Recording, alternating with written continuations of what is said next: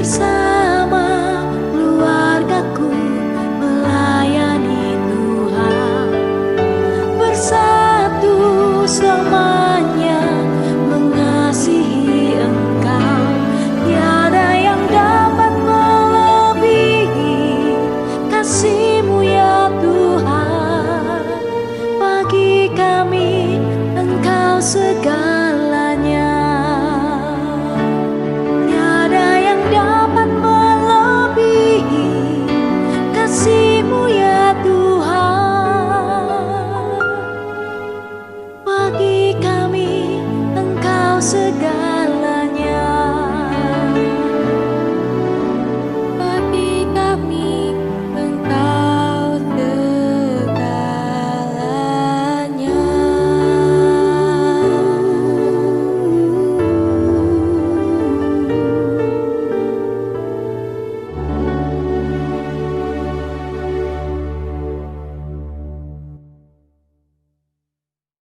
Saudara-saudari yang terkasih, mari kita awali katekese keluarga ini dengan memohon berkat Allah. Dalam nama Bapa dan Putra dan Roh Kudus. Amin. Allah Bapa kami yang Maha Rahim, kami bersyukur kepadamu karena Engkau mengasihi kami. Engkau menciptakan kami di dalam keluarga melalui kesatuan orang tua kami. Engkau membina kami menjadi anak-anak-Mu melalui kedua orang tua kami yang merupakan pengungkapan kasih sayang-Mu kepada kami semua. Kami bersyukur kepadamu bahwa kami hidup di tengah-tengah keluarga, sebuah institusi sosial dan sekular yang Kau berkati, Kau dirikan sendiri, dan Engkau bahkan meneguhkan, menguduskan keluarga dengan memberikan putra-Mu sendiri untuk hidup di tengah-tengah keluarga. Maka berkatilah semua keluarga umat-Mu, berkatilah keluarga manusia, berkatilah kami semua, agar kami dapat tumbuh dalam cinta kasih di dalam keluarga. Semoga dengan demikian kami setia kepada Engkau yang adalah Bapa kami, yang dalam kesatuan dengan Putra-Mu Yesus Kristus Tuhan kami dan Roh Kudus Roh kasih-Mu menjadi dasar keluarga kami masing-masing. Semoga dengan demikian semua keluarga mendasarkan diri pada ikatan kasih dan kesatuan Tritunggal Kudus Tuhan Yang Maha Esa, Engkau bersama Putra dan Roh-Mu. Dengan demikian semogalah kami semua menjadi anak-anak dan ciptaan-Mu yang mengungkapkan kebesaran-Mu sendiri kepada kami dan kepada seluruh ciptaan-Mu. Berkatilah kami agar kami dapat berlaku sebagai orang yang sungguh mengungkapkan citra kami, gambar diri-Mu yang hadir di dunia ini. Semoga semua orang dengan demikian menjadi satu keluarga di dalam Engkau, Allah dan Bapa kami. Kemuliaan kepada Bapa dan Putra dan Roh Kudus, seperti pada permulaan, sekarang, selalu, dan sepanjang segala abad. Amin. Dalam nama Bapa dan Putra dan Roh Kudus. Amin. Saudara-saudari yang terkasih, saya Monsinyur Harun Yuwono, Uskup Keuskupan Tanjung Karang. Saya ingin berpartisipasi dalam katekese keluarga Indonesia ini. Saya memberi judul katekese saya, yakni keluarga adalah cahaya dunia. Mengapa saya memberi judul itu? Karena kita murid-murid Kristus, di mana Kristus sendiri mempunyai predikat cahaya dunia. Kristus berpredikat cahaya dunia dapat kita baca dalam Yohanes 1 ayat 5. Misalnya dikatakan, terang itu bercahaya di dalam kegelapan, dan kegelapan itu tidak menguasainya. Itu kata-kata Yohanes Penginjil tentang Yesus yang hadir di dunia. Dia putra Allah, tetapi dia penebus, dan dia hadir di dunia sebagai terang atau cahaya dunia. Ayat-ayat lain yang mengatakan itu bisa kita baca misalnya dalam Ibrani 1 ayat 3, 2 Petrus 1 ayat 19, Wahyu 21 ayat 24, dan Wahyu 22 ayat 5. Bukan hanya Yesus yang merupakan terang dan cahaya dunia. Kita diberi predikat demikian juga oleh Kristus, dan kita tidak boleh hidup tersembunyi seperti pelita yang dinyalakan, tidak boleh diletakkan di bawah tempat tidur, melainkan harus diletakkan di atas tempat kaki dian. Kita sebagai cahaya dunia misalnya disebutkan oleh Yesus dalam Matius 5 ayat 14. Matius 5 ayat 14 kita baca, "Kamu adalah terang dunia. Kota yang terletak di atas gunung tidak mungkin tersembunyi." Kita harus berani tampil di muka umum dan menyatakan diri bahwa kita adalah murid-murid Yesus, cahaya dunia, penuntun orang untuk keluar dari kegelapan. Karena Yesus adalah cahaya dunia dan karena kita adalah murid-murid Yesus, maka kita juga adalah cahaya dunia. Lukas 12:35, juga pada Petrus 2:1 ayat 19. Yesus pernah hidup di dalam keluarga, dan kita hidup di dalam keluarga. Karena Yesus pernah hidup di dalam keluarga, dan karena kita juga hidup di dalam keluarga, maka logikanya keluarga Kristiani adalah juga cahaya dunia. Bukankah masing-masing keluarga terdiri dari dan dihidupi oleh cahaya-cahaya dunia? Yesus membawa cahaya bagi keluarga, maka keluarga adalah cahaya dunia. Bapak Suci Paus Fransiskus mengatakan bahwa kehidupan kaum beriman seharusnya membawa sukacita Injil. Hal itu diungkapkannya dalam surat pastoralnya yang berjudul Evangelii Gaudium. Bahagia karena telah ditebus oleh Kristus dan dijadikan anak-anak Allah. Dengan demikian maka keluarga Kristiani seharusnya menjadi sukacita dunia yang senasib sepenanggungan dengan masyarakat dunia. Bandingkan Gaudium et Spes nomor 1. Bukankah keluarga Kristiani dihidupi oleh dan terdiri dari anak-anak Allah yang membawa sukacita Injili itu oleh sebab kasih Kristus yang telah menebus.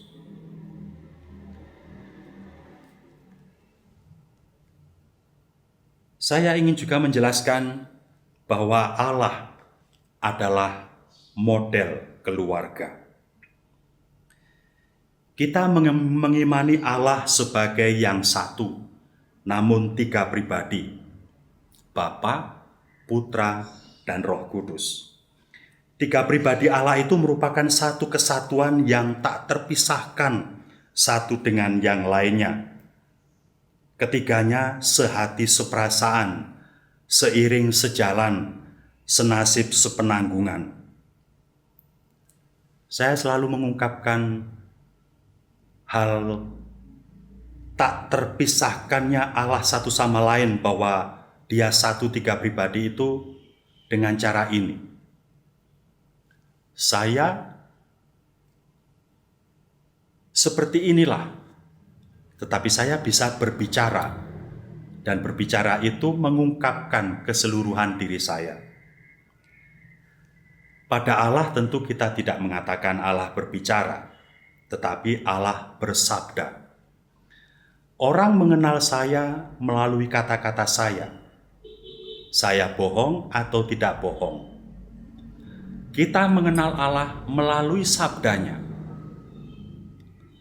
Kalau manusia bisa berbohong, mengungkapkan yang bukan isi hatinya, Siapa yang berani mengatakan bahwa Allah itu berbohong? Bahwa Allah melalui sabdanya tidak mengungkapkan keseluruhan dirinya.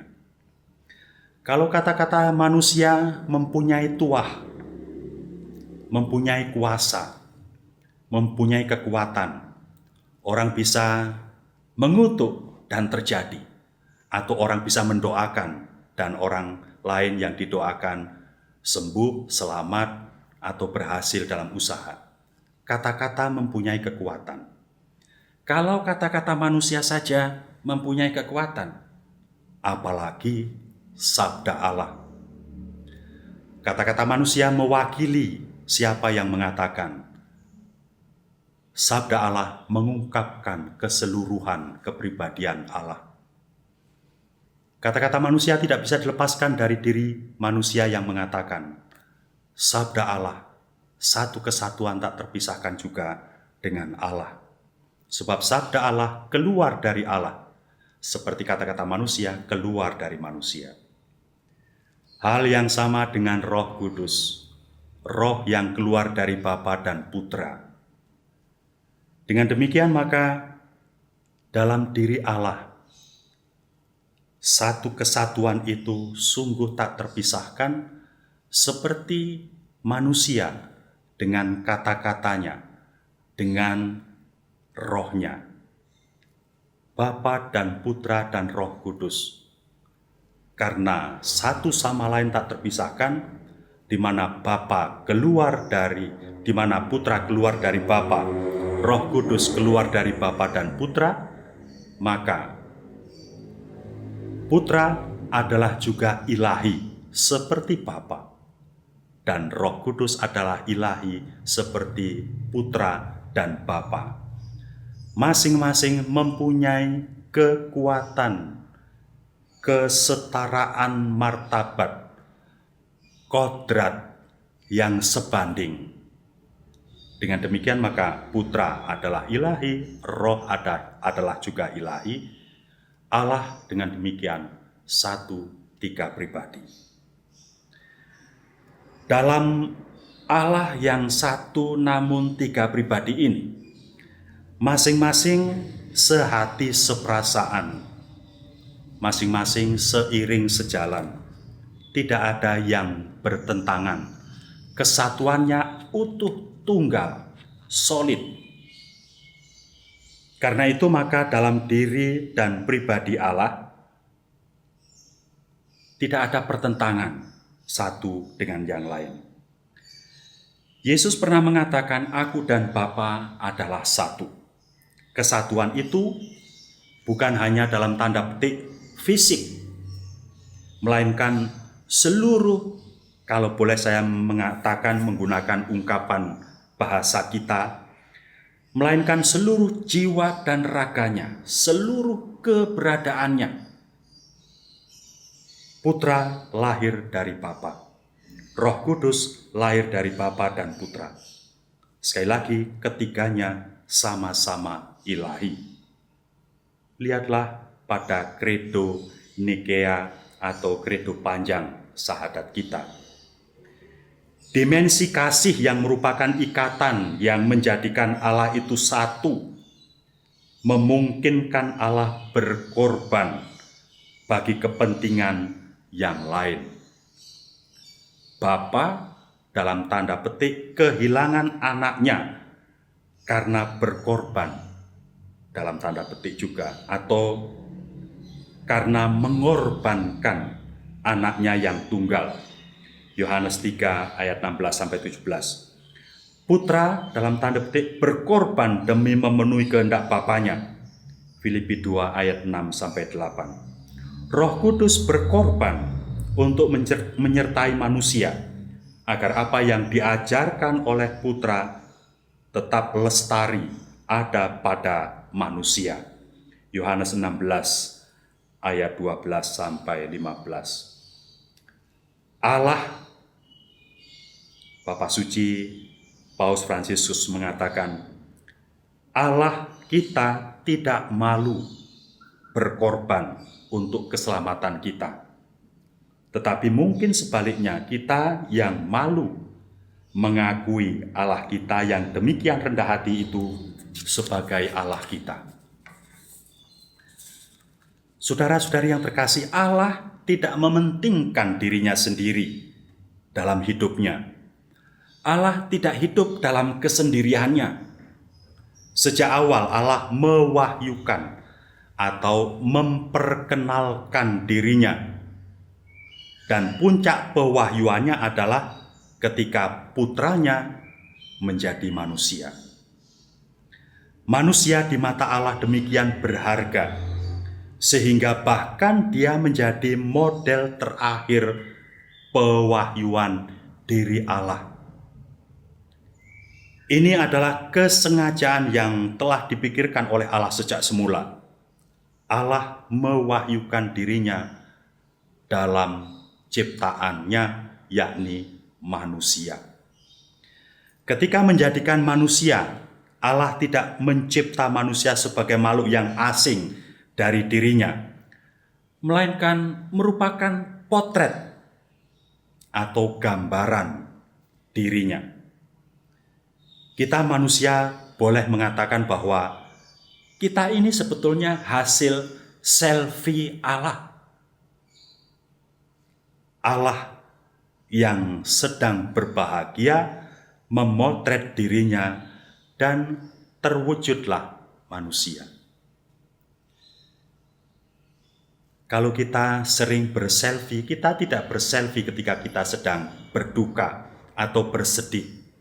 Kita berselfie ketika kita sedang bahagia, dan hasil selfie itu kita simpan sebagai kenangan dan akan kita ceritakan terus-menerus kepada setiap orang di mana kepadanya kita bergaul dengan akrab. Allah tidak akan mendelete hasil selfie-nya.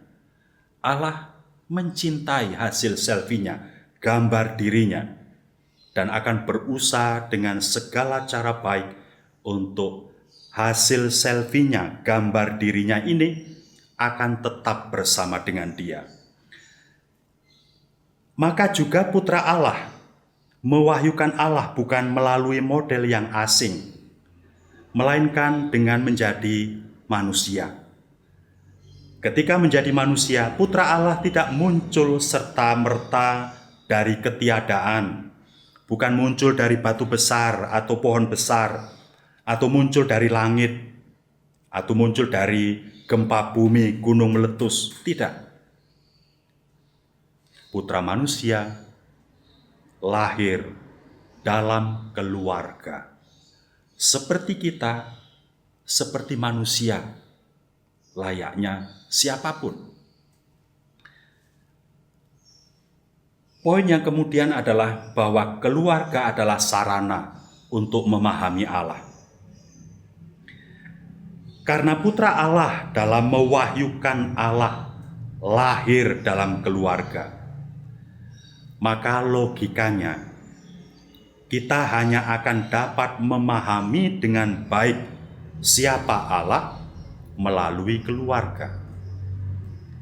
Kata Bapa, Putra, Anak, kata kasih, persekutuan atau ikatan, perjanjian, kata lahir, kelahiran adalah istilah-istilah dalam keluarga.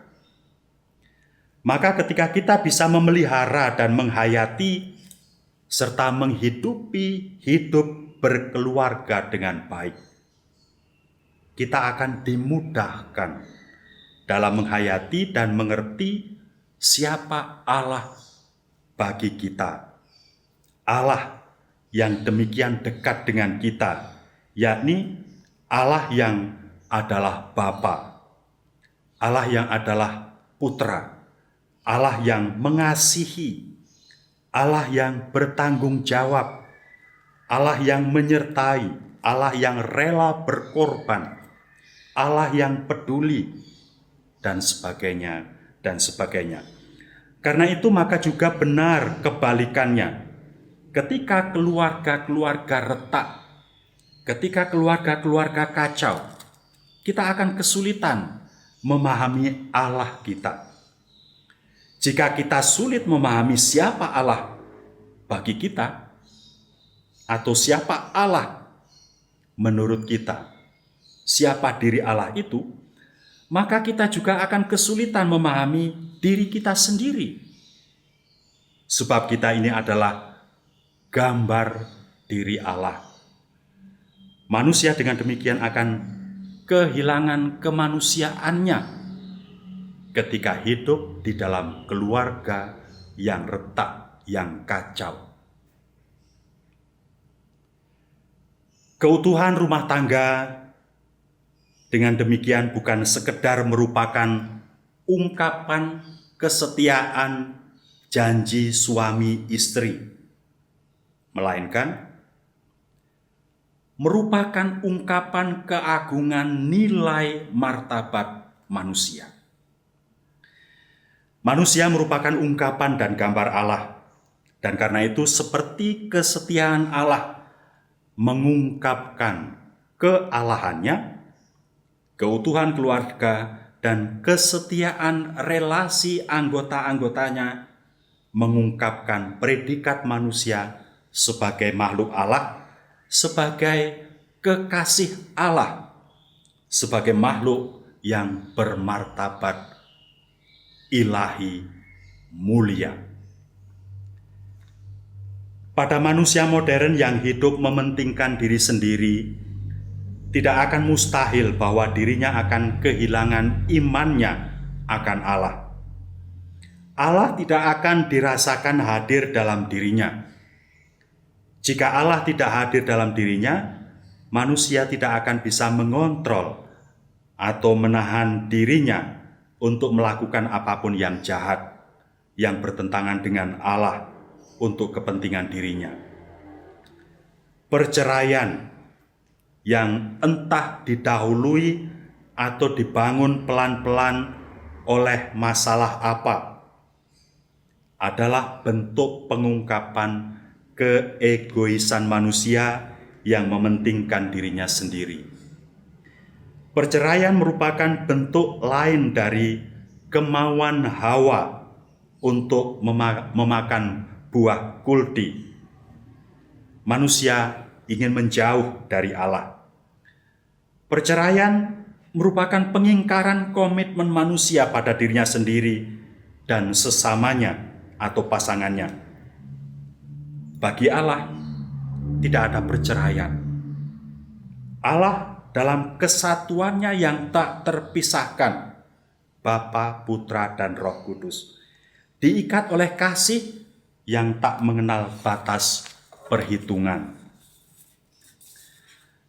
Perceraian menyakitkan dan merusak bukan hanya keluarga, dan bukan hanya melukai pribadi-pribadi anggota keluarga, melainkan juga melukai masyarakat dunia. Jika kita menghendaki dunia modern yang lebih baik dan manusiawi, jelas bahwa kita perlu mempertahankan keutuhan keluarga kita.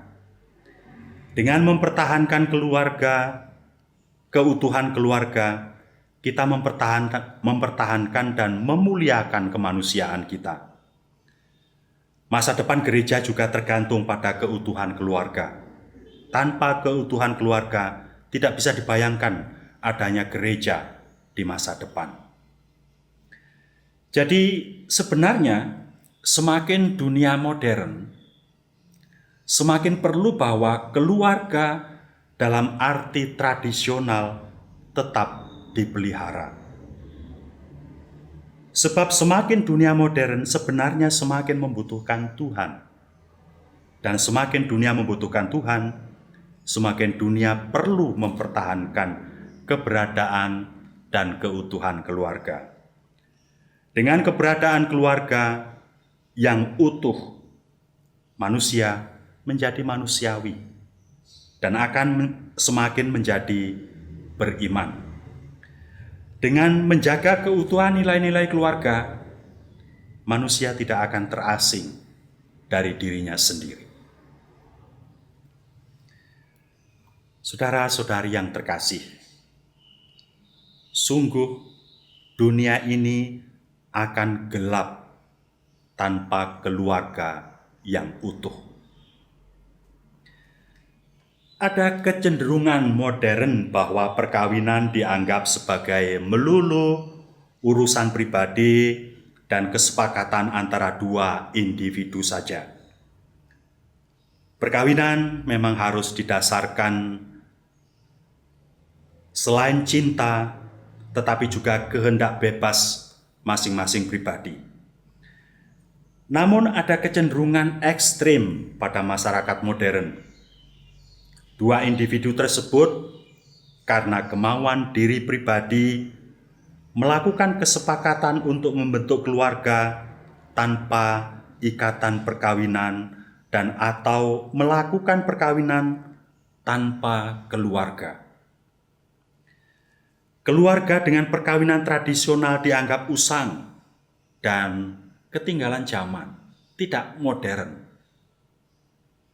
Orang bisa hidup bersama, melakukan apa saja tanpa ikatan perkawinan. Ini bisa terjadi untuk sementara waktu, bisa disepakati untuk selamanya, yang hampir mustahil bisa terjadi. Dengan pembaruan terus-menerus setiap saat. Melakukan perkawinan tanpa keluarga, melakukan kesepakatan perkawinan namun dengan janji untuk tidak membentuk keluarga, bertentangan dengan kodrat manusia yang ambil bagian dalam karya penciptaan Allah. Mereka tetap ingin menjadi pribadi-pribadi yang bebas, yang tidak direpoti oleh kehadiran anak-anak yang akan mengurangi kebebasan mereka dan mengurangi kemungkinan mereka menikmati hidup dari segi materi. Ketika Allah menciptakan dunia dan ketika Allah menciptakan manusia, Allah tidak membiarkan dunia dan manusia terlepas dari diri Allah. Allah tetap bertanggung jawab terhadapnya. Terbukti Allah menebusnya. Perkawinan tanpa keluarga adalah bentuk ungkapan diri manusia yang tidak bertanggung jawab. Manusia ini akan berlaku sesuka dirinya dan tidak akan mungkin peduli dengan sesamanya. Manusia akan kehilangan dimensi sosialnya dan karena itu akan menjadi tidak manusia. Jadi, baik keluarga tanpa perkawinan dan maupun perkawinan tanpa keluarga adalah kegelapan bagi dunia. Dengan melakukan keduanya, manusia ingin lepas dari tanggung jawab terhadap pribadi lain, terhadap sesamanya. Manusia kehilangan dimensi sosialnya, sebab kedua hal tersebut di atas lahir dari sikap egois manusia yang hanya ingin memikirkan dirinya sendiri, mementingkan dirinya sendiri. Manusia demikian adalah manusia hedonis yang hidup hanya untuk melihat segala sesuatu dari sudut dirinya, dari sudut materi, dari sudut duniawi. Manusia demikian akan tidak mempunyai kepekaan akan Allah dan karena itu akan tidak beriman. Jika dunia ke depan dihuni oleh manusia-manusia yang mempunyai sikap dan pandangan hidup demikian, kita bisa membayangkan akan menjadi seperti apa masyarakat manusia pada masa yang akan datang. Dunia pastilah akan menjadi gelap. Ketika dunia menjadi gelap, dunia tidak tahu kemana arah berjalan. Dunia akan menjadi chaos, kacau. Manusia egois dan hedonis demikian mengingkari panggilan Allah yang sejak semula menjadikan manusia lain sebagai penolong. Manusia seharusnya hidup bersama dengan yang lain sebagai sesama dan bukan menghindari sesama dan hidup bagi dirinya sendiri. Tidak baik bahwa manusia itu sendirian saja, bukan teks hanya untuk berkeluarga antara pria dan wanita, melainkan juga adalah teks suci untuk menjadi manusia bagi sesamanya. Ketika manusia menjadi egois dan yang selalu disertai sikap hedonis, manusia akan kehilangan kemanusiaannya. Dirinya akan menjadi tidak peduli pada orang lain, kecuali hanya orang yang dia senangi atau yang hanya menyenangkan bagi dirinya. Sungguh, tanpa keluarga, tanpa mempertahankan nilai-nilai luhur keluarga tradisional, dunia menjadi gelap, masa depan manusia menjadi suram. Manusia satu sama lain akan menjadi asing. Manusia akan melawan dan bahkan memakan, mengorbankan sesamanya. Saudara-saudari yang terkasih, ada berbagai persoalan modern yang merongrong keluarga. Kami menyadari tantangan besar untuk tetap setia dalam kasih suami istri. Iman yang diperlemah dan ketidakpedulian terhadap nilai-nilai yang benar, individualisme, pemiskinan hubungan, dan tekanan yang mengecualikan permenungan meninggalkan jejak mereka pada kehidupan keluarga. Sering ada krisis dalam pernikahan, sering dihadapkan dengan ketergesa-gesaan dan tanpa keberanian untuk memiliki kesabaran dan merenung, untuk berkorban dan untuk mengampuni. Kegagalan-kegagalan menimbulkan hubungan-hubungan baru, pasangan-pasangan baru, kesatuan-kesatuan sipil baru, dan pernikahan-pernikahan baru, menciptakan situasi-situasi keluarga yang rumit, yang bermasalah, di mana pilihan Kristiani tidak jelas. Kami memikirkan juga beban yang dikenakan oleh kehidupan dalam penderitaan yang dapat timbul dengan seorang anak berkebutuhan khusus, dengan penyakit serius, dalam kemerosotan usia tua, atau dalam kematian orang yang dicintai. Kami mengagumi kesetiaan begitu banyak keluarga yang bertahan dalam pencobaan-pencobaan ini dengan keberanian, dengan iman, dan dengan kasih. Mereka melihat mereka bukan sebagai sebuah beban yang ditimbulkan pada mereka, tetapi sebagai sesuatu yang di dalamnya mereka sendiri berikan, melihat penderitaan Kristus dalam kelemahan daging. Kata-kata yang saya ucapkan di atas tadi adalah kata-kata Bapa Suci dalam Evangelii Gaudium, poin 55. Beliau melanjutkan,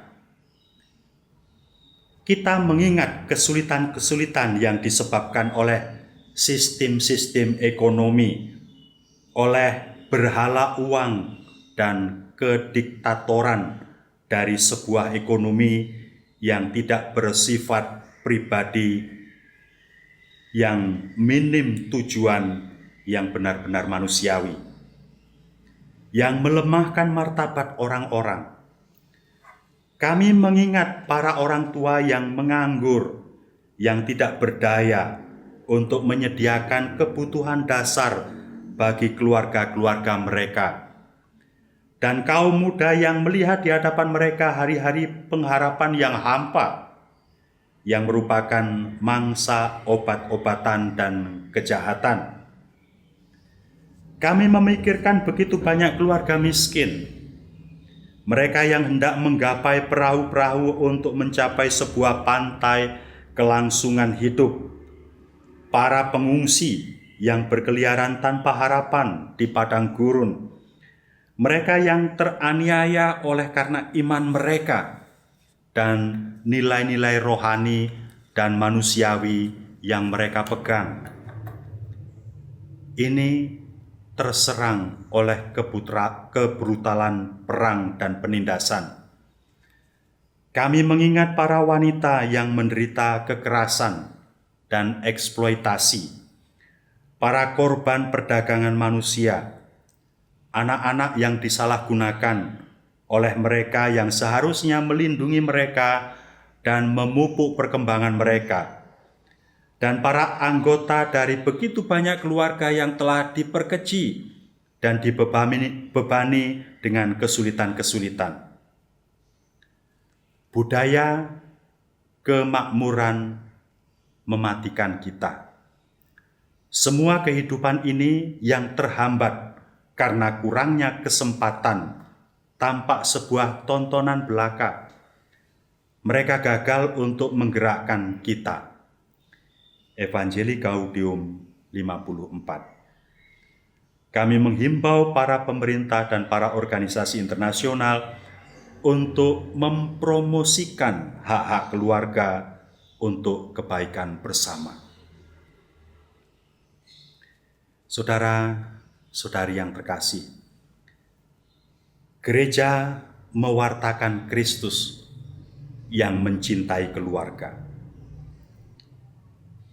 Bapak Suci mengatakan, kami menawarkan sabda Kristus.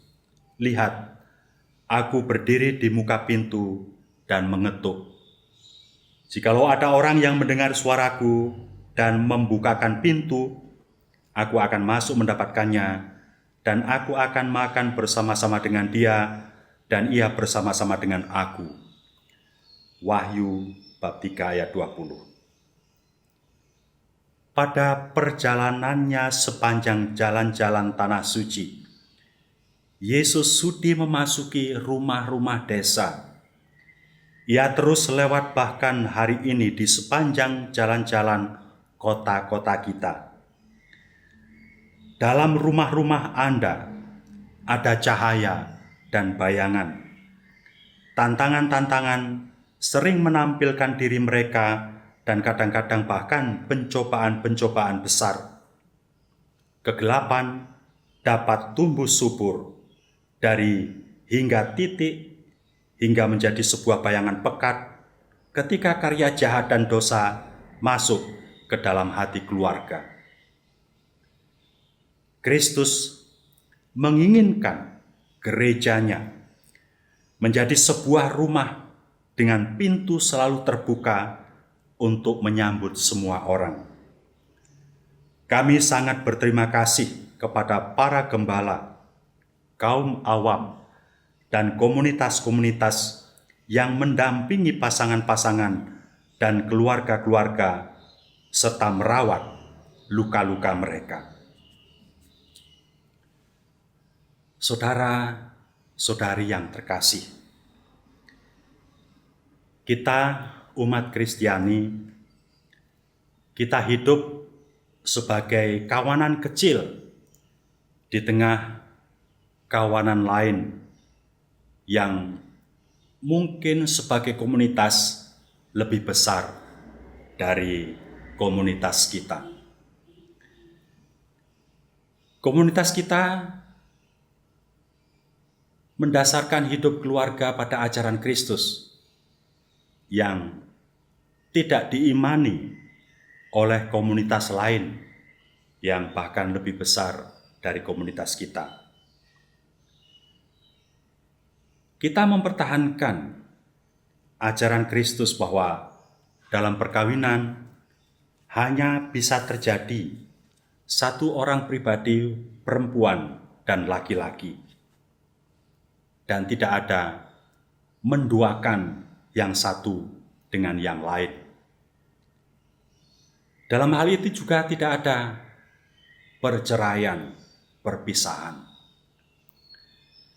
Kristus mengatakan, Sejak semula Allah berkehendak demikian.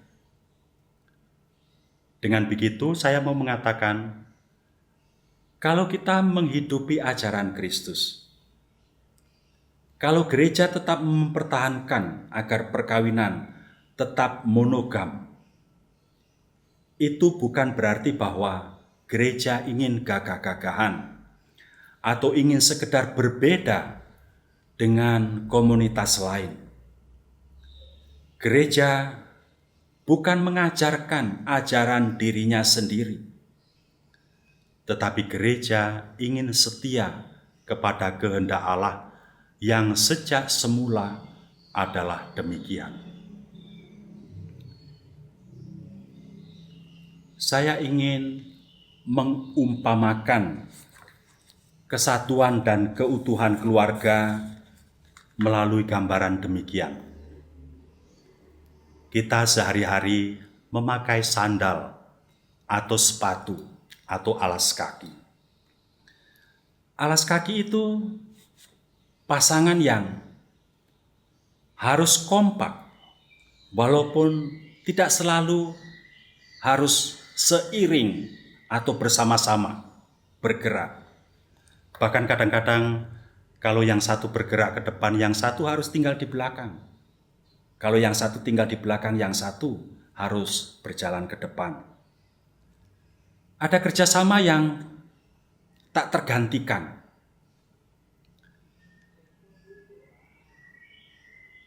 Pasangan yang satu berbeda dengan pasangan yang lain.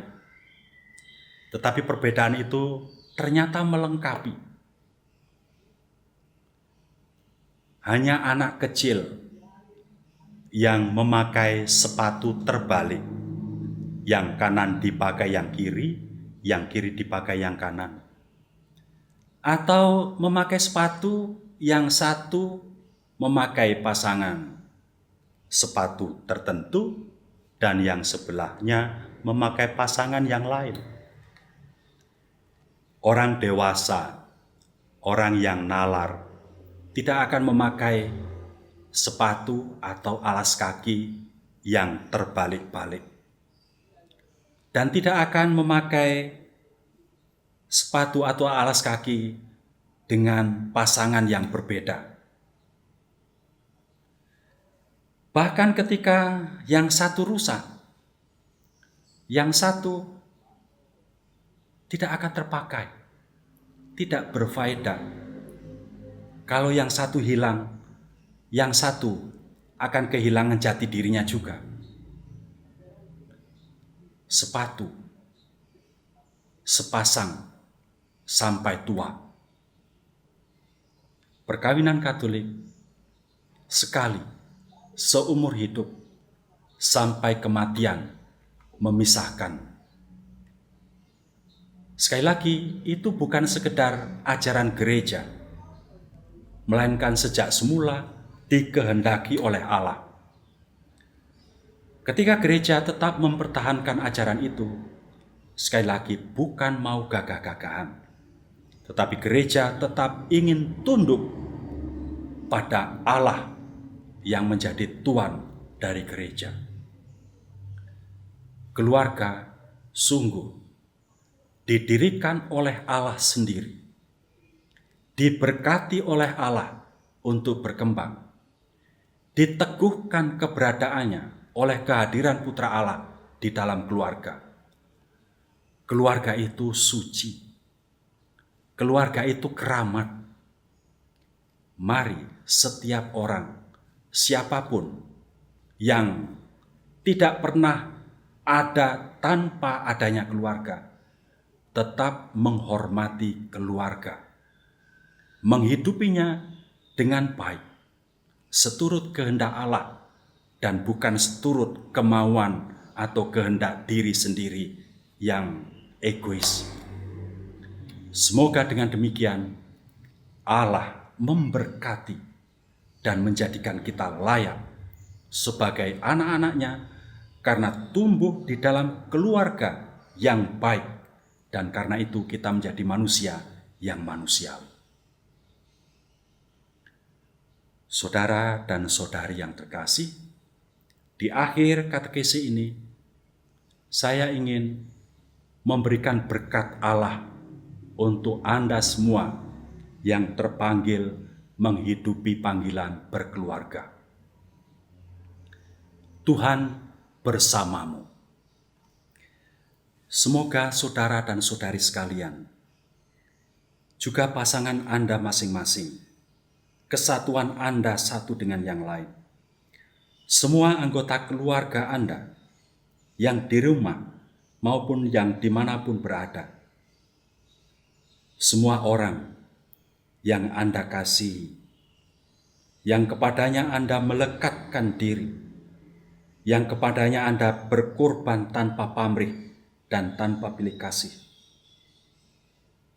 diberkati oleh rahmat Allah yang Maha Kuasa, Bapa dan Putra dan Roh Kudus. Amin.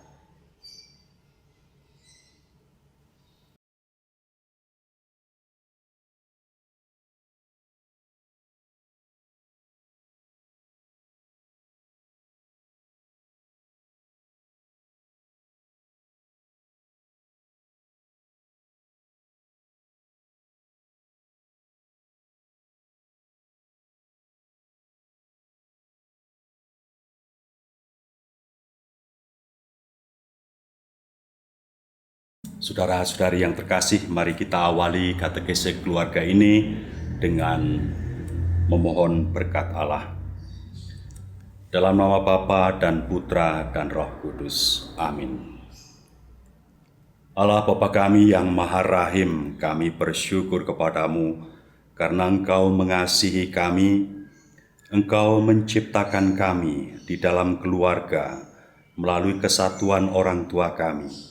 Engkau membina kami menjadi anak-anak-Mu melalui kedua orang tua kami yang merupakan pengungkapan kasih sayang-Mu kepada kami semua. Kami bersyukur kepadamu bahwa kami hidup di tengah-tengah keluarga, sebuah institusi sosial dan sekular yang Kau berkati, Kau dirikan sendiri, dan Engkau bahkan meneguhkan, menguduskan keluarga dengan memberikan putramu sendiri untuk hidup di tengah-tengah keluarga. Maka berkatilah semua keluarga umat-Mu, berkatilah keluarga manusia, berkatilah kami semua, agar kami dapat tumbuh dalam cinta kasih di dalam keluarga. Semoga dengan demikian kami setia kepada Engkau yang adalah Bapa kami, yang dalam kesatuan dengan Putramu Yesus Kristus Tuhan kami dan Roh Kudus Roh kasih-Mu menjadi dasar keluarga kami masing-masing. Semoga dengan demikian semua keluarga mendasarkan diri pada ikatan kasih dan kesatuan Tritunggal Kudus Tuhan Yang Maha Esa, Engkau bersama Putra dan Roh-Mu. Dengan demikian semogalah kami semua menjadi anak-anak dan ciptaan-Mu yang mengungkapkan kebesaran-Mu sendiri kepada kami dan kepada seluruh ciptaan-Mu. Berkatilah kami agar kami dapat berlaku sebagai orang yang sungguh mengungkapkan citra kami, gambar diri-Mu yang hadir di dunia ini. Semoga semua orang dengan demikian menjadi satu keluarga di dalam Engkau, Allah dan Bapa kami. Kemuliaan kepada Bapa dan Putra dan Roh Kudus, seperti pada permulaan, sekarang, selalu, dan sepanjang segala abad. Amin. Dalam nama Bapa dan Putra dan Roh Kudus. Amin. Saudara-saudari yang terkasih, saya Monsinyur Harun Yuwono, Uskup Keuskupan Tanjung Karang. Saya ingin berpartisipasi dalam katekese keluarga Indonesia ini. Saya memberi judul katekese saya, yakni keluarga adalah cahaya dunia. Mengapa saya memberi judul itu? Karena kita murid-murid Kristus, di mana Kristus sendiri mempunyai predikat cahaya dunia. Kristus berpredikat cahaya dunia. Dapat kita baca dalam Yohanes 1 ayat 5. Misalnya dikatakan, terang itu bercahaya di dalam kegelapan, dan kegelapan itu tidak menguasainya.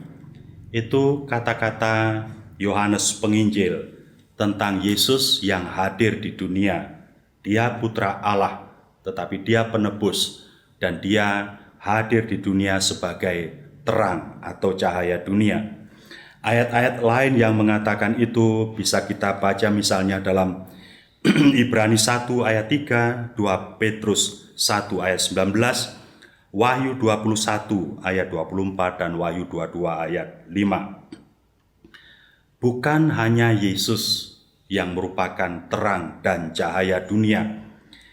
Kita diberi predikat demikian juga oleh Kristus, dan kita tidak boleh hidup tersembunyi seperti pelita yang dinyalakan tidak boleh diletakkan di bawah tempat tidur, melainkan harus diletakkan di atas tempat kaki dian. Kita sebagai cahaya dunia misalnya disebutkan oleh Yesus dalam Matius 5 ayat 14. Matius 5 ayat 14 kita baca, kamu adalah terang dunia. Kota yang terletak di atas gunung tidak mungkin tersembunyi. Kita harus berani tampil di muka umum dan menyatakan diri bahwa kita adalah murid-murid Yesus. Cahaya dunia, penuntun orang untuk keluar dari kegelapan. Karena Yesus adalah cahaya dunia dan karena kita adalah murid-murid Yesus, maka kita juga adalah cahaya dunia. Lukas 12:35, juga pada Petrus 2:1 ayat 19.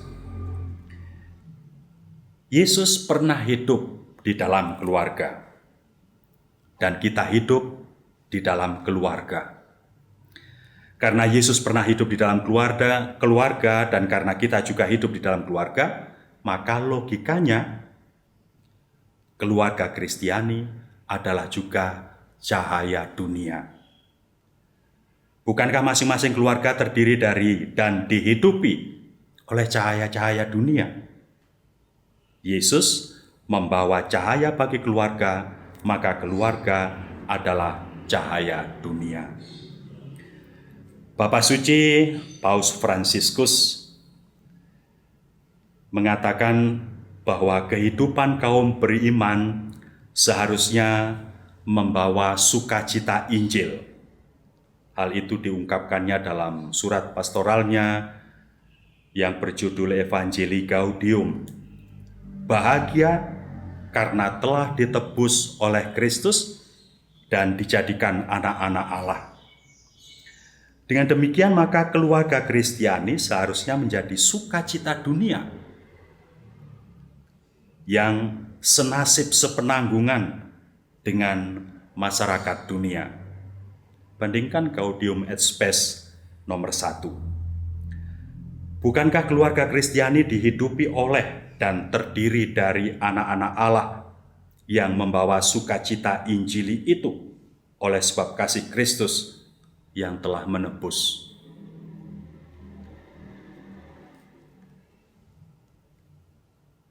Saya ingin juga menjelaskan bahwa Allah adalah model keluarga. Kita mengimani Allah sebagai yang satu, namun tiga pribadi, Bapa, Putra, dan Roh Kudus.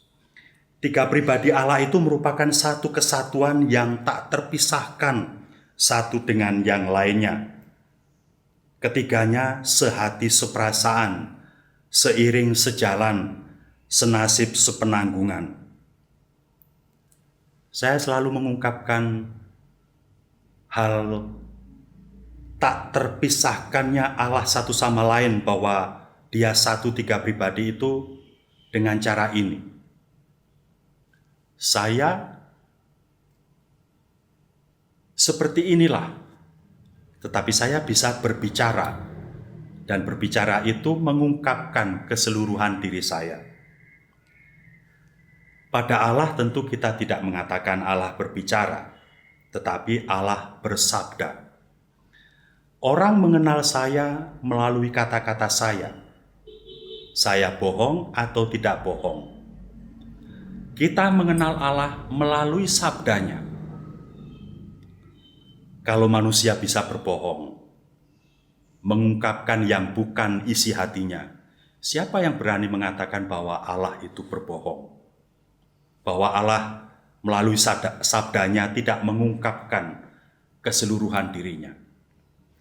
Kalau kata-kata manusia mempunyai tuah, mempunyai kuasa, mempunyai kekuatan, orang bisa mengutuk dan terjadi, atau orang bisa mendoakan dan orang lain yang didoakan sembuh, selamat, atau berhasil dalam usaha.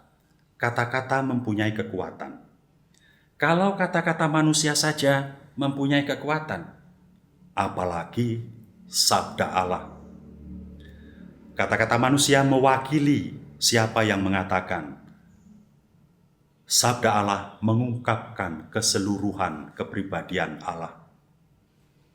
Kata-kata manusia tidak bisa dilepaskan dari diri manusia yang mengatakan, sabda Allah, satu kesatuan tak terpisahkan juga dengan Allah. Sebab sabda Allah keluar dari Allah, seperti kata-kata manusia keluar dari manusia. Hal yang sama dengan Roh Kudus, Roh yang keluar dari Bapa dan Putra. Dengan demikian maka dalam diri Allah, satu kesatuan itu sungguh tak terpisahkan seperti manusia dengan kata-katanya, dengan rohnya. Bapa dan Putra dan Roh Kudus. Karena satu sama lain tak terpisahkan, di mana di mana Putra keluar dari Bapa, Roh Kudus keluar dari Bapa dan Putra, maka Putra adalah juga ilahi seperti Bapa, dan Roh Kudus adalah ilahi seperti Putra dan Bapa. Masing-masing mempunyai kekuatan, kesetaraan martabat, kodrat yang sebanding. Dengan demikian maka Putra adalah ilahi, Roh adalah juga ilahi. Allah dengan demikian satu, tiga pribadi. Dalam Allah yang satu namun tiga pribadi ini, masing-masing sehati seperasaan, masing-masing seiring sejalan, tidak ada yang bertentangan. Kesatuannya utuh, tunggal, solid. Karena itu maka dalam diri dan pribadi Allah tidak ada pertentangan satu dengan yang lain. Yesus pernah mengatakan, "Aku dan Bapa adalah satu." Kesatuan itu bukan hanya dalam tanda petik fisik, melainkan seluruh, kalau boleh saya mengatakan menggunakan ungkapan bahasa kita, melainkan seluruh jiwa dan raganya, seluruh keberadaannya. Putra lahir dari Bapa, Roh Kudus lahir dari Bapa dan Putra. Sekali lagi, ketiganya sama-sama ilahi. Lihatlah pada kredo Nikea atau kredo panjang syahadat kita.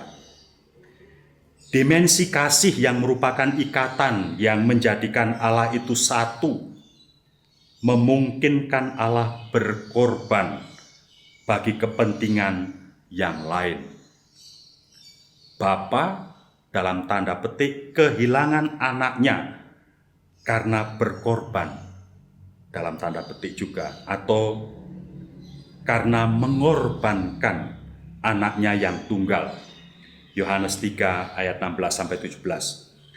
Putra dalam tanda petik berkorban demi memenuhi kehendak Bapanya. Filipi 2 ayat 6-8. Roh Kudus berkorban untuk menyertai manusia, agar apa yang diajarkan oleh Putra tetap lestari ada pada manusia.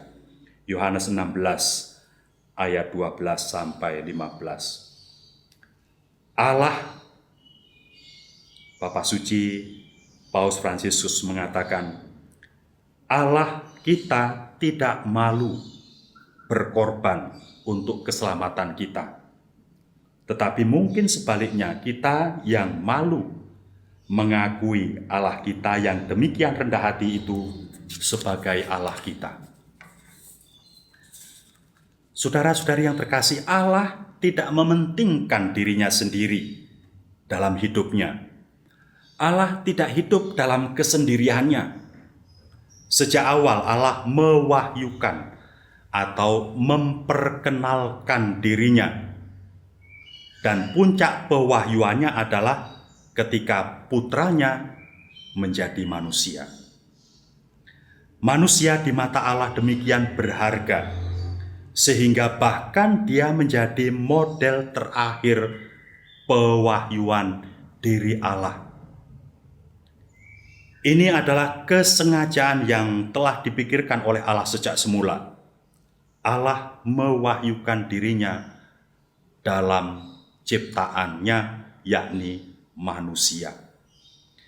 Ketika menjadikan manusia, Allah tidak mencipta manusia sebagai makhluk yang asing dari dirinya, melainkan merupakan potret atau gambaran dirinya.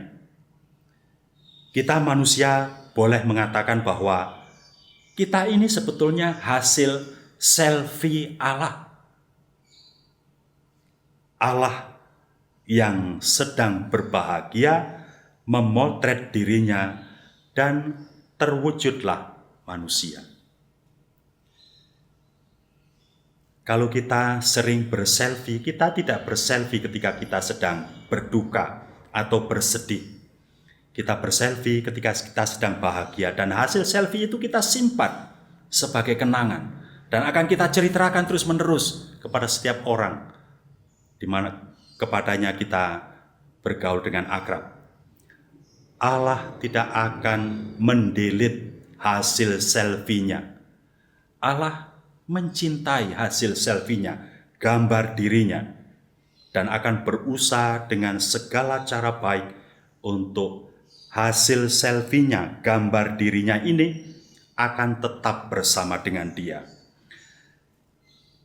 Maka juga Putra Allah mewahyukan Allah bukan melalui model yang asing, melainkan dengan menjadi manusia. Ketika menjadi manusia, Putra Allah tidak muncul serta-merta dari ketiadaan, bukan muncul dari batu besar atau pohon besar, atau muncul dari langit, atau muncul dari gempa bumi, gunung meletus. Tidak. Putra manusia lahir dalam keluarga. Seperti kita, seperti manusia, layaknya siapapun. Poin yang kemudian adalah bahwa keluarga adalah sarana untuk memahami Allah. Karena Putra Allah dalam mewahyukan Allah lahir dalam keluarga, maka logikanya kita hanya akan dapat memahami dengan baik siapa Allah melalui keluarga. Kata Bapa, Putra, Anak, kata kasih, persekutuan atau ikatan, perjanjian, kata lahir, kelahiran adalah istilah-istilah dalam keluarga. Maka ketika kita bisa memelihara dan menghayati serta menghidupi hidup berkeluarga dengan baik, kita akan dimudahkan dalam menghayati dan mengerti siapa Allah bagi kita. Allah yang demikian dekat dengan kita, yakni Allah yang adalah Bapa, Allah yang adalah Putra, Allah yang mengasihi, Allah yang bertanggung jawab, Allah yang menyertai, Allah yang rela berkorban, Allah yang peduli, dan sebagainya, dan sebagainya. Karena itu maka juga benar kebalikannya. Ketika keluarga-keluarga retak, ketika keluarga-keluarga kacau, kita akan kesulitan memahami Allah kita. Jika kita sulit memahami siapa Allah bagi kita, atau siapa Allah menurut kita, siapa diri Allah itu, maka kita juga akan kesulitan memahami diri kita sendiri. Sebab kita ini adalah gambar diri Allah.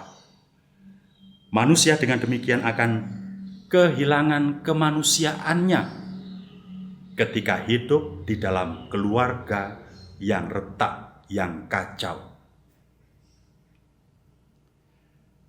Keutuhan rumah tangga dengan demikian bukan sekedar merupakan ungkapan kesetiaan janji suami istri, melainkan merupakan ungkapan keagungan nilai martabat manusia. Manusia merupakan ungkapan dan gambar Allah, dan karena itu seperti kesetiaan Allah mengungkapkan kealahannya, keutuhan keluarga, dan kesetiaan relasi anggota-anggotanya mengungkapkan predikat manusia sebagai makhluk Allah, sebagai kekasih Allah, sebagai makhluk yang bermartabat ilahi mulia. Pada manusia modern yang hidup mementingkan diri sendiri, tidak akan mustahil bahwa dirinya akan kehilangan imannya akan Allah. Allah tidak akan dirasakan hadir dalam dirinya. Jika Allah tidak hadir dalam dirinya, manusia tidak akan bisa mengontrol atau menahan dirinya untuk melakukan apapun yang jahat, yang bertentangan dengan Allah untuk kepentingan dirinya. Perceraian yang entah didahului atau dibangun pelan-pelan oleh masalah apa adalah bentuk pengungkapan keegoisan manusia yang mementingkan dirinya sendiri. Perceraian merupakan bentuk lain dari kemauan Hawa untuk memakan buah kuldi. Manusia ingin menjauh dari Allah. Perceraian merupakan pengingkaran komitmen manusia pada dirinya sendiri dan sesamanya atau pasangannya. Bagi Allah, tidak ada perceraian. Allah dalam kesatuannya yang tak terpisahkan, Bapa, Putra, dan Roh Kudus, diikat oleh kasih yang tak mengenal batas perhitungan. Perceraian menyakitkan dan merusak bukan hanya keluarga, dan bukan hanya melukai pribadi-pribadi anggota keluarga, melainkan juga melukai masyarakat dunia. Jika kita menghendaki dunia modern yang lebih baik dan manusiawi, jelas bahwa kita perlu mempertahankan keutuhan keluarga kita. Dengan mempertahankan keutuhan keluarga, kita mempertahankan dan memuliakan kemanusiaan kita. Masa depan gereja juga tergantung pada keutuhan keluarga. Tanpa keutuhan keluarga, tidak bisa dibayangkan adanya gereja di masa depan. Jadi sebenarnya semakin dunia modern, semakin perlu bahwa keluarga dalam arti tradisional tetap dipelihara. Sebab semakin dunia modern sebenarnya semakin membutuhkan Tuhan. Dan semakin dunia membutuhkan Tuhan, semakin dunia perlu mempertahankan keberadaan dan keutuhan keluarga. Dengan keberadaan keluarga yang utuh, manusia menjadi manusiawi dan akan semakin menjadi beriman. Dengan menjaga keutuhan nilai-nilai keluarga, manusia tidak akan terasing dari dirinya sendiri. Saudara-saudari yang terkasih, sungguh dunia ini akan gelap tanpa keluarga yang utuh. Ada kecenderungan modern bahwa perkawinan dianggap sebagai melulu urusan pribadi dan kesepakatan antara dua individu saja. Perkawinan memang harus didasarkan selain cinta, tetapi juga kehendak bebas masing-masing pribadi. Namun ada kecenderungan ekstrim pada masyarakat modern. Dua individu tersebut karena kemauan diri pribadi melakukan kesepakatan untuk membentuk keluarga tanpa ikatan perkawinan dan atau melakukan perkawinan tanpa keluarga. Keluarga dengan perkawinan tradisional dianggap usang dan ketinggalan zaman, tidak modern. Orang bisa hidup bersama, melakukan apa saja tanpa ikatan perkawinan. Ini bisa terjadi untuk sementara waktu, bisa disepakati untuk selamanya, yang hampir mustahil bisa terjadi. Dengan pembaruan terus-menerus setiap saat.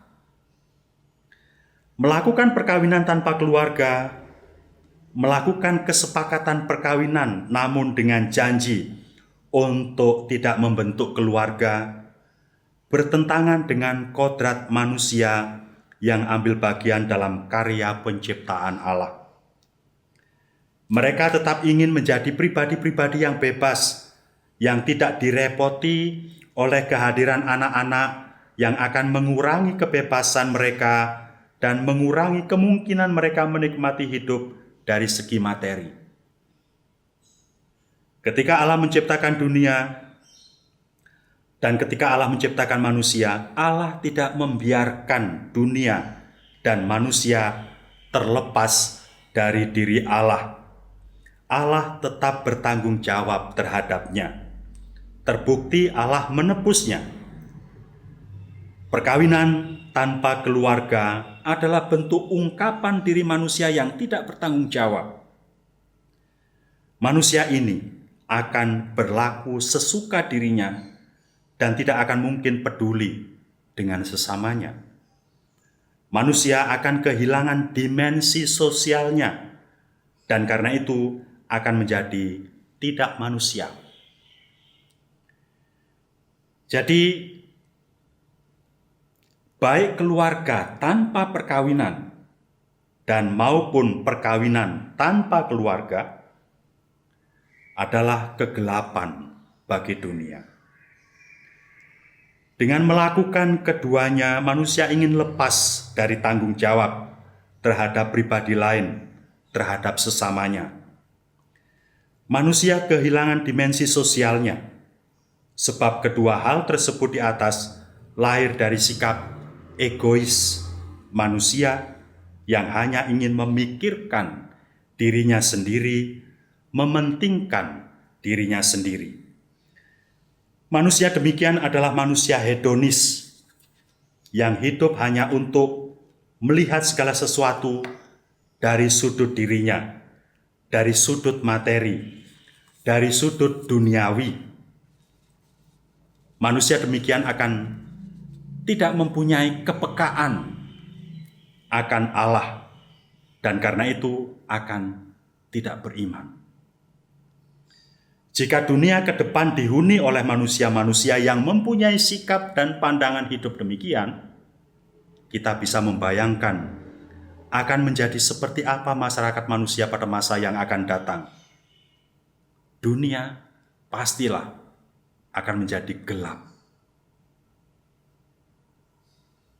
Ketika dunia menjadi gelap, dunia tidak tahu kemana arah berjalan.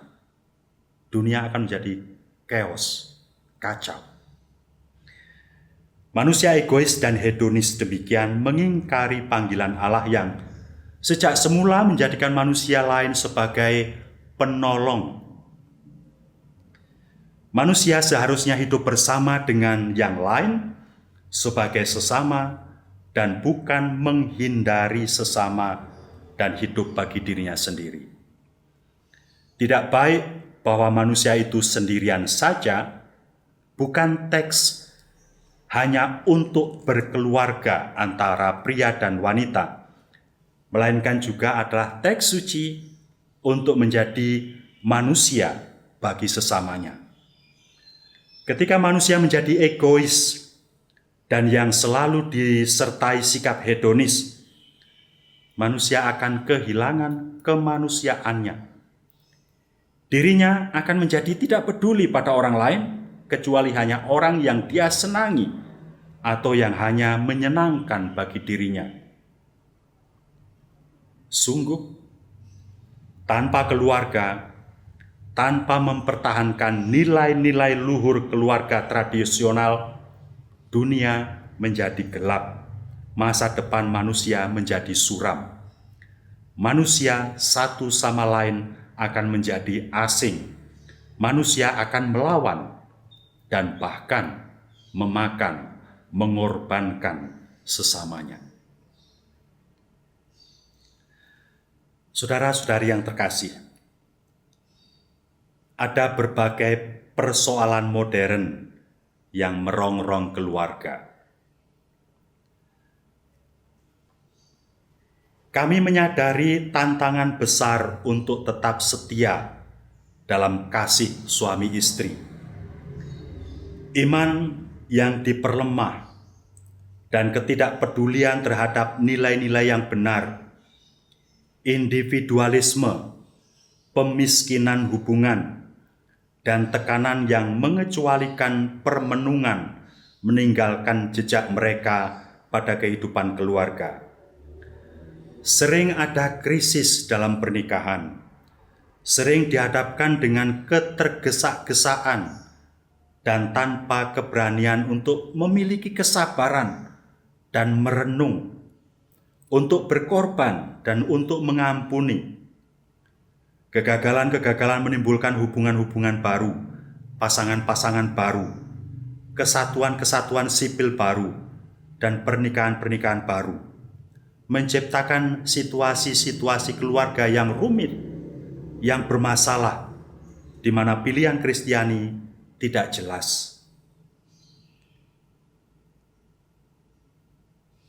Kami memikirkan juga beban yang dikenakan oleh kehidupan dalam penderitaan yang dapat timbul dengan seorang anak berkebutuhan khusus, dengan penyakit serius, dalam kemerosotan usia tua, atau dalam kematian orang yang dicintai. Kami mengagumi kesetiaan begitu banyak keluarga yang bertahan dalam pencobaan-pencobaan ini dengan keberanian, dengan iman, dan dengan kasih. Mereka melihat mereka bukan sebagai sebuah beban yang ditimbulkan pada mereka, tetapi sebagai sesuatu yang di dalamnya mereka sendiri berikan, melihat penderitaan Kristus dalam kelemahan daging. Kata-kata yang saya ucapkan di atas tadi adalah kata-kata Bapa Suci dalam Evangelii Gaudium, poin 55. Beliau melanjutkan, kita mengingat kesulitan-kesulitan yang disebabkan oleh sistem-sistem ekonomi, oleh berhala uang dan kediktatoran dari sebuah ekonomi yang tidak bersifat pribadi, yang minim tujuan yang benar-benar manusiawi. yang melemahkan martabat orang-orang. Kami mengingat para orang tua yang menganggur, yang tidak berdaya untuk menyediakan kebutuhan dasar bagi keluarga-keluarga mereka. Dan kaum muda yang melihat di hadapan mereka hari-hari pengharapan yang hampa, yang merupakan mangsa obat-obatan dan kejahatan. Kami memikirkan begitu banyak keluarga miskin, mereka yang hendak menggapai perahu-perahu untuk mencapai sebuah pantai kelangsungan hidup, para pengungsi yang berkeliaran tanpa harapan di padang gurun, mereka yang teraniaya oleh karena iman mereka dan nilai-nilai rohani dan manusiawi yang mereka pegang. Ini terserang oleh kebrutalan perang dan penindasan. Kami mengingat para wanita yang menderita kekerasan dan eksploitasi, para korban perdagangan manusia, anak-anak yang disalahgunakan oleh mereka yang seharusnya melindungi mereka dan memupuk perkembangan mereka, dan para anggota dari begitu banyak keluarga yang telah diperkeji dan dibebani dengan kesulitan-kesulitan. Budaya kemakmuran mematikan kita. Semua kehidupan ini yang terhambat karena kurangnya kesempatan tampak sebuah tontonan belaka. Mereka gagal untuk menggerakkan kita.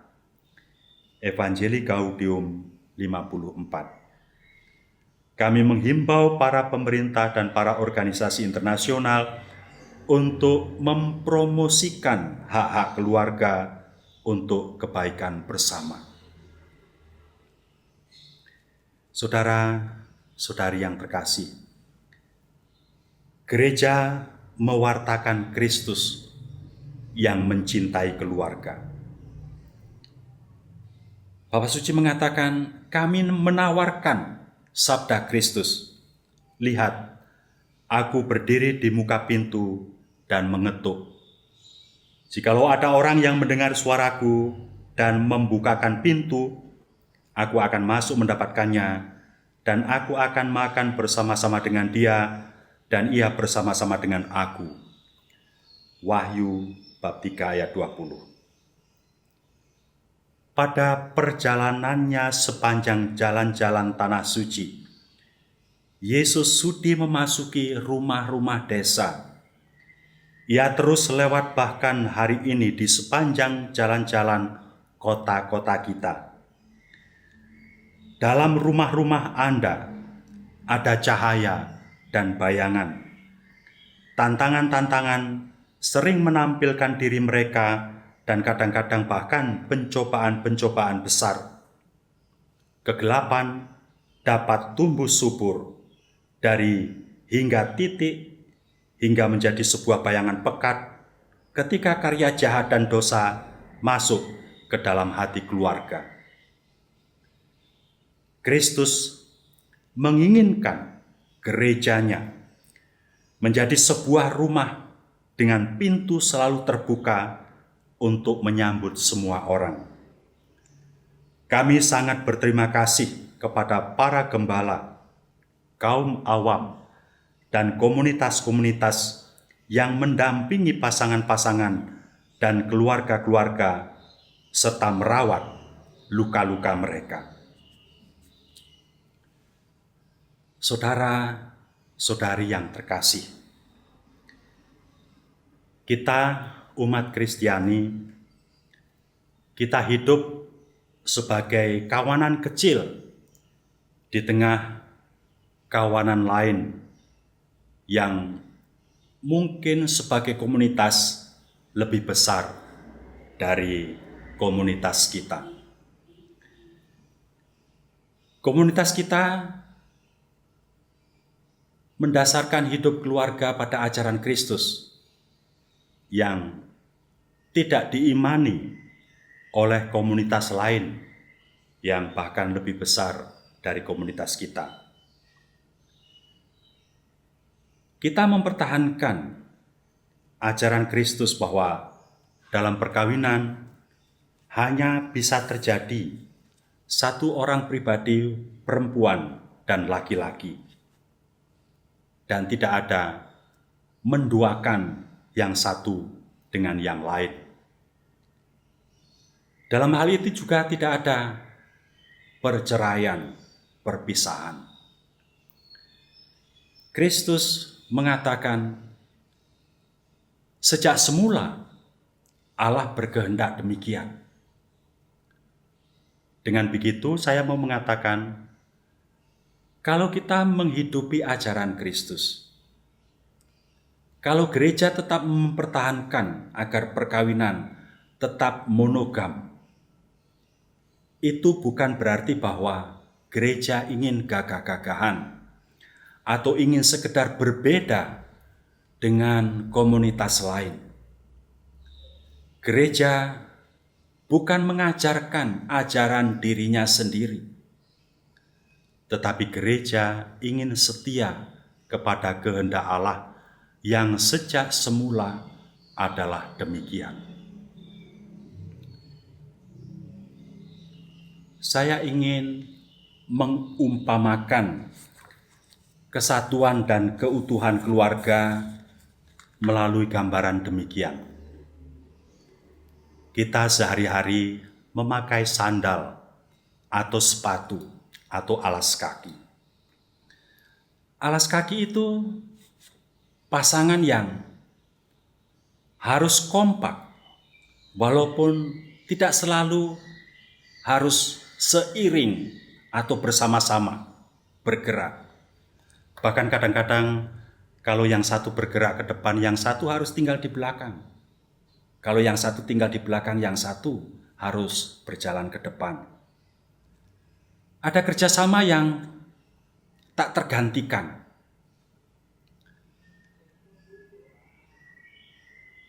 Pasangan yang satu berbeda dengan pasangan yang lain. Tetapi perbedaan itu ternyata melengkapi. Hanya anak kecil yang memakai sepatu terbalik, yang kanan dipakai yang kiri dipakai yang kanan. Atau memakai sepatu yang satu memakai pasangan sepatu tertentu dan yang sebelahnya memakai pasangan yang lain.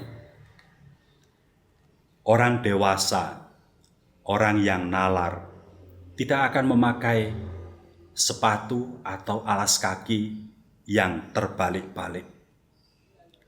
Dan tidak akan memakai sepatu atau alas kaki dengan pasangan yang berbeda.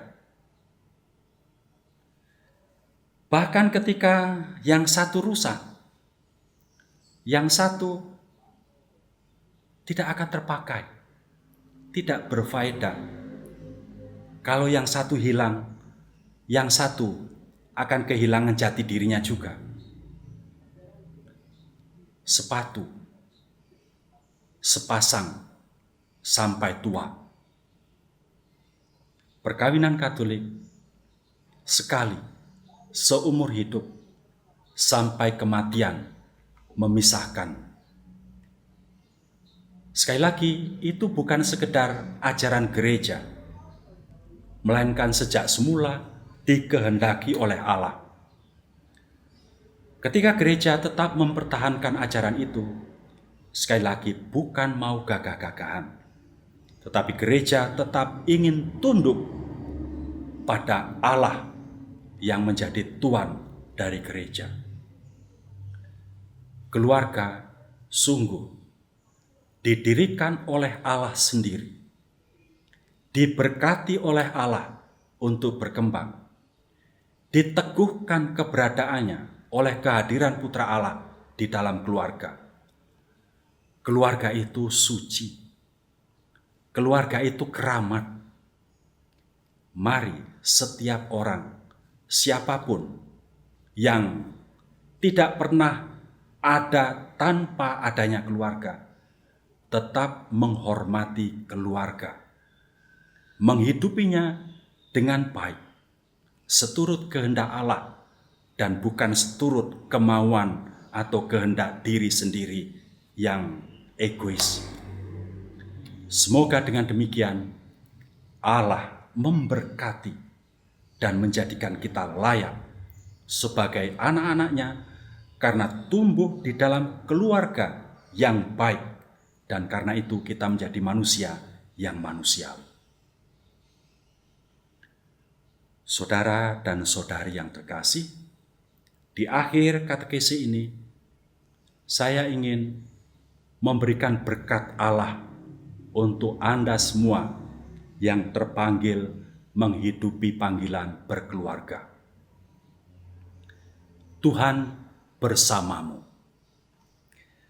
Semoga saudara dan saudari sekalian, juga pasangan Anda masing-masing, kesatuan Anda satu dengan yang lain, semua anggota keluarga Anda yang di rumah maupun yang dimanapun berada, semua orang yang Anda kasihi, yang kepadanya Anda melekatkan diri, yang kepadanya Anda berkorban tanpa pamrih dan tanpa pilih kasih,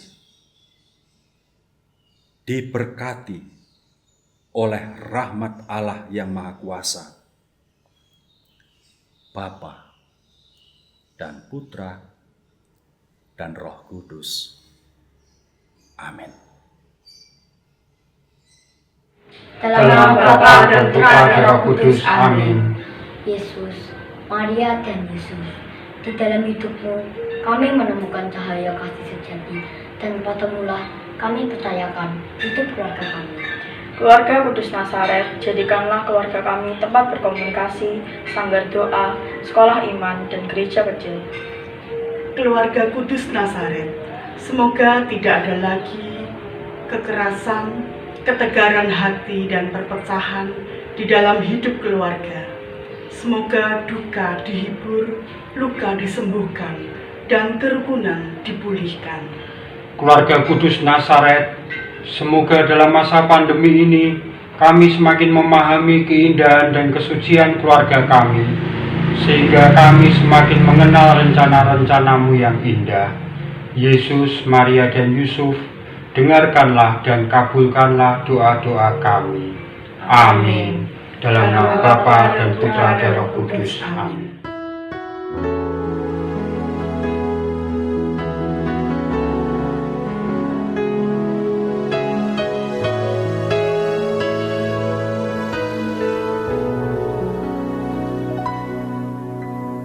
Aku dan seisi rumahku